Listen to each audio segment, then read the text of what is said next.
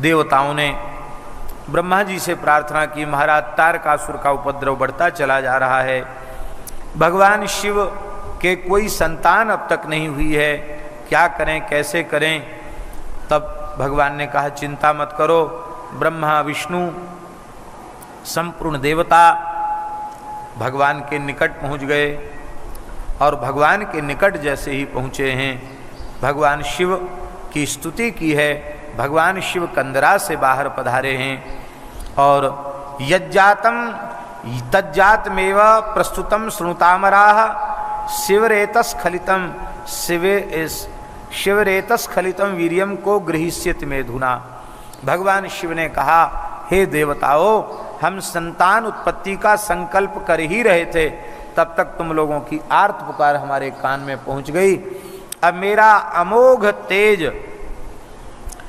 अपने स्थान से प्रचलित होकर भूमि प्रकट होने वाला है, कौन ब्रह्मांड में उसे धारण करेगा। भगवती जगदम्बा पार्वती के अतिरिक्त कोई उसे धारण नहीं कर सकता। अब तो महाराज भगवान शिव का अमोघ तेज इस पृथ्वी पर गिरा और देवता व्याकुल हो गए। उस समय अग्नि देवता ने कपोत रूप धारण करके उसको ग्रहण किया, किंतु अग्नि भी भगवान शिव के अमोघ तेज को पचा नहीं सके, वे अत्यंत जलने लगे, व्याकुल हो गए। तब श्री अग्नि ने, बोलो भक्तवत्सल भगवान की, यहाँ पार्वती जी ने देवताओं को शाप भी दे दिया, तुमने मेरी संतान उत्पत्ति में बाधा की है, इसलिए तुम्हारे अब कोई संतान नहीं होगी। तो पहले जो हो गई सो हो गई, परिवार नियोजन हो गया देवताओं का। नहीं तो 33 करोड़ के बढ़ के तो अब तक जाने 33 अरब हो जाने चाहिए थे, वो उतने ही के उतने हैं, न कम न ज़्यादा। तो ये पार्वती जी ने उनको शाप दे दिया। अग्नि को कहा तू सर्वभक्षी हो जा। अग्नि दुखी हो गए बेचारे। तो भगवान शिव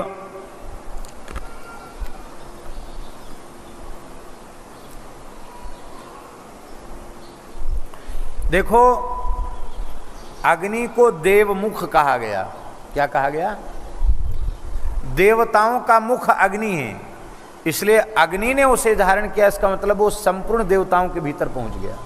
अब देवता जलने लगे भगवान शंकर के तेज से, हाहाकार मच गया, देवता व्याकुल हो गए, भगवान शंकर की शरण में आए, प्रभु हमारी रक्षा कीजिए। भगवान शिव ने कहा कि मेरा अमोघ तेज उसे इस ब्रह्मांड में कोई देवी देवता भी धारण करने में समर्थ नहीं है। तब देवताओं ने योग बल से उसका दमन किया। वो अत्यंत दिव्य स्वर्णिम आभा वाला तेज भूमि पर गिरते ही पर्वताकार हो गया, अंतरिक्ष का स्पर्श करने लग गया। देवता अत्यंत सुखी हो गए, भगवान की उपासना करने लगे। अग्नि ने कहा महाराज मेरी जलन तो खत्म नहीं हो रही, देवताओं की जलन तो खत्म हो गई। बोले तुम किसी सुलक्षणा स्त्री में इस तेज को स्थापित करो और तब तुम सुखी हो पाओगे। भगवान शंकर को वह तेज भला अग्नि किसमें स्थापित करते। एक बार अग्नि प्रचंड हो रहे थे और कुछ पतिव्रताएं सप्तऋषियों की पत्नियां, वे माघ महीना था, स्नान करके गंगा जी में आ रही थी, ठंड से ठिठुर रही थी। उनमें 6 ऋषि पत्नियां तो अग्नि के पास पहुंच गई, लेकिन अरुंधति नहीं पहुंची। अरुंधति ने कहा कि नहीं, मुझे इसमें कोई देवताओं की माया लगती है, यहाँ अग्नि क्यों प्रज्वलित हो रही है, मैं नहीं जाती। वो नहीं गई। बाकी 6 ऋषि पत्नियां गईं तो वो अग्नि को तापा उन्होंने, तो अग्नि ने अपने शिव तेज को उनके रोमकूपों के माध्यम से उनके भीतर प्रतिष्ठित कर दिया। पर वे भी अत्यंत व्याकुल हो गई। तब उन्होंने उसको गंगा जी में योग बल से बमन कर दिया। गंगा जी भी क्षुब्ध हो गईं और गंगा जी ने उस समग्र तेज को सरकंडों के वन में डाल दिया और स्कन्नम धातु परिस्रवे, स्कन्न हुआ, इसलिए उनका नाम स्कंद हो गया। यही श्री कार्तिकेय जी के प्राकट्य की कथा है। बोलो श्री कार्तिकेय भगवान की जय। पतितम तत्र तद्रेतो द्रुतम बालो बभूव सुंदरस्वग श्रीमान तेजस्वी प्रीतिवर्धनः। लिख लो कार्तिकेय जी की जयंती कब आती है।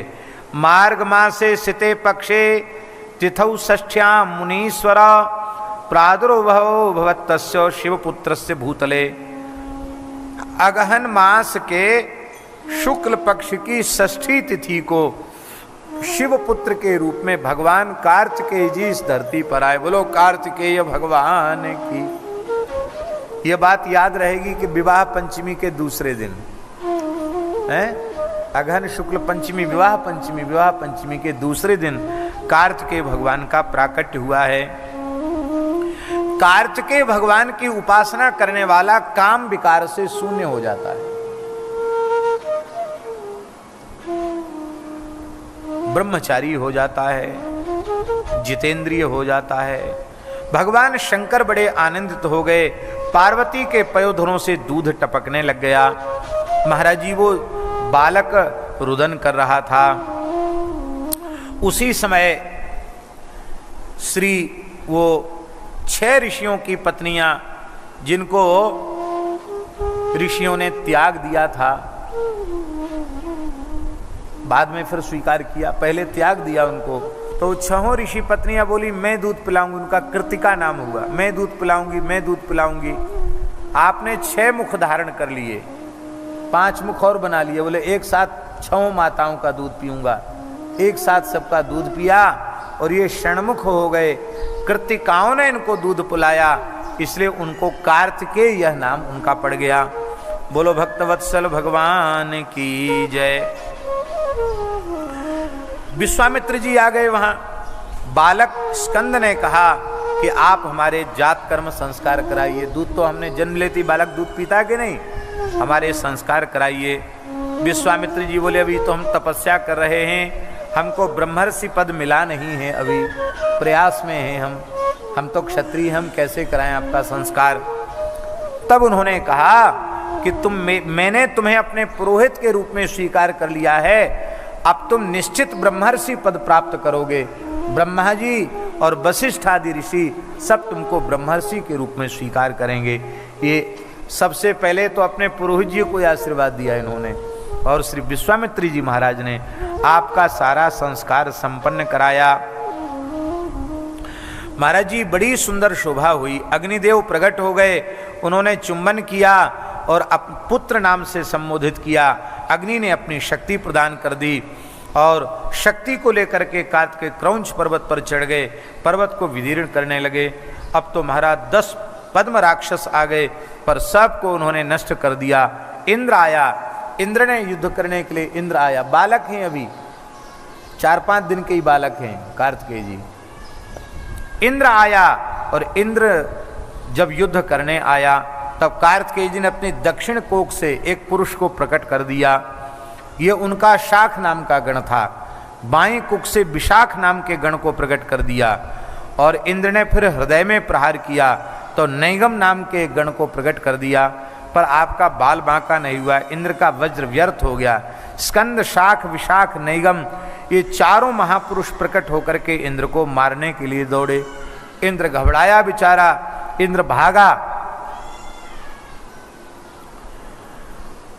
अब तो सबने कहा महाराज कैसा विचित्र बालक है, खलदड़ दिया छोटे से बच्चे ने, ये क्या है आफत, ये क्या समस्या है।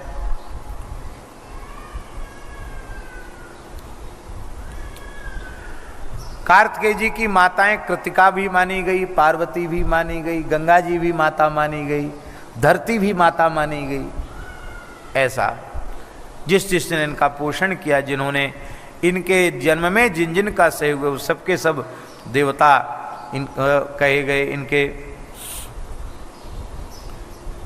भगवान शिव ने पार्वती को प्रसन्न करने के लिए अपने गणों को कृतिकाओं के पास भेजा। नंदकेश्वर ने कार्तिकेय जी से बताया कि तुम तो शिवपुत्र हो। तब आप रथ में विराजमान होकर के कार्तिकेय जी कैलाश पधारे। भगवान शिव के चरणों में प्रणाम किया, माता पार्वती के चरणों में प्रणाम किया। भगवान शिव ने मस्तक सूंघा है, माता पार्वती ने दूध पिलाया है। बोलो भक्तवत्सल भगवान की जय। और इसके बाद श्री शंकर भगवान ने ब्रह्मांडाधिपति के रूप में उनका अभिषेक किया है। ब्रह्मांड में सब सुरक्षा की जिम्मेवारी तुम्हारी कार्तिकेय जी को जिम्मेवारी सौंपी है। रथ पर विराजमान होकर के आपने शंखनाद किया है। और महाराज जी एक कथा और लिखी है, क्या कहें, बड़ी सुंदर कथा है।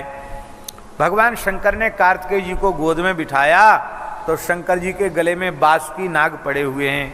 नागेंद्र हाराय त्रिलोचनाय, नागराज बासुकी उनके गले के हार हैं शंकर जी के। बालक स्कंद ने बासुकी जी को पकड़ करके ऐसे मसलना आरंभ किया, दबाया उनको पकड़ के।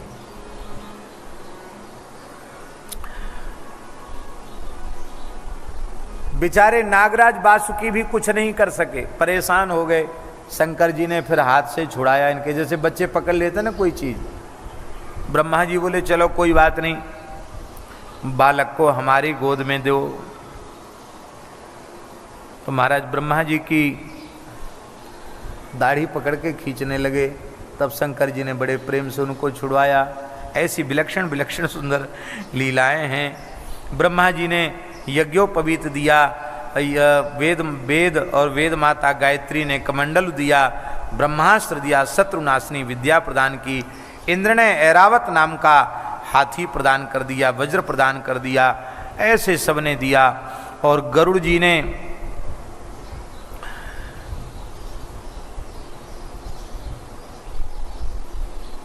चित्रबरहण नामक अपना पुत्र वाहन के लिए प्रदान किया।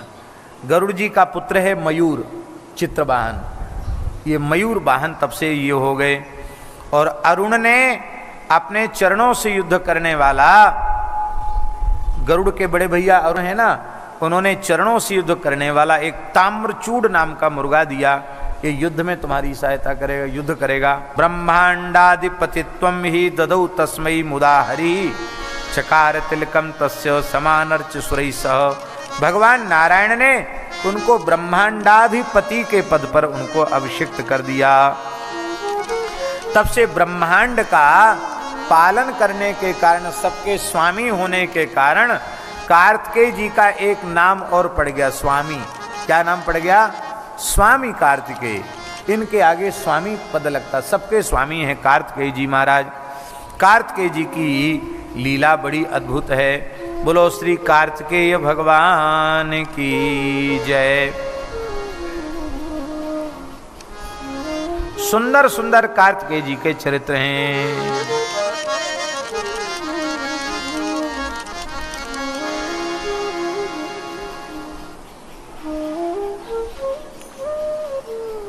देवताओं की गर्जना सुनकर के तारकासुर अत्यंत क्रोध में भर गया। बड़ी भारी सेना लेकर के तारकासुर आया, भयंकर युद्ध हुआ। भगवान कार्तिकेय ने बड़ा भारी पराक्रम दिखाया। देवराज इंद्र आदि देवता सब परास्त हो गए तारकासुर से। अंत में कार्तिकेय जी ने भयंकर युद्ध किया और युद्ध करके जो शक्ति उनको उनके हाथ में है, अपनी शक्ति को लेकर के संकल्प किया कि अब तारकासुर का वध हो जाए, और उस शक्ति के द्वारा तारकासुर का वध किया। दैत्य चारों ओर भाग गए और संपूर्ण देवताओं ने भगवान कार्तिकेय की विजय का उत्सव मनाया। शिवा शिव तथा कार्तिकेय की स्तुति की है। बोलो श्री कार्तिकेय भगवान की जय। कार्तिकेय ने बाण प्रलंब आदि असुरों का भी वध किया। जो श्री कार्तिकेय जी के पावन चरित्र का श्रवण करता है, उसके संपूर्ण मनोरथ पूर्ण हो जाते हैं। महेश्वर के 3 लिंग कार्तिकेय जी ने स्थापित किए हैं। एक का नाम प्रतिज्ञेश्वर है, दूसरे का नाम कपालेश्वर है और तीसरे का नाम कुमारेश्वर है। ये 3 शिवलिंग स्थापित किए आपने। बोलो श्री कार्तिकेय जी महाराज की जय। कार्तिकेय जी का चरित्र सुनने से संपूर्ण पाप नष्ट हो जाते हैं, संपूर्ण इच्छाएं पूर्ण हो जाती हैं, धन धान्य प्राप्त होता है, यश बढ़ता है, आयु बढ़ती है, भोग और मोक्ष भी प्राप्त हो जाते हैं। जो प्रसन्नता पूर्वक कार्तिकेय जी के इस चरित्र का शिव पुराण में श्रवण करते हैं, वो शिवलोक के अधिकारी हो जाते हैं। बोलो श्री कार्तिकेय भगवान की जय।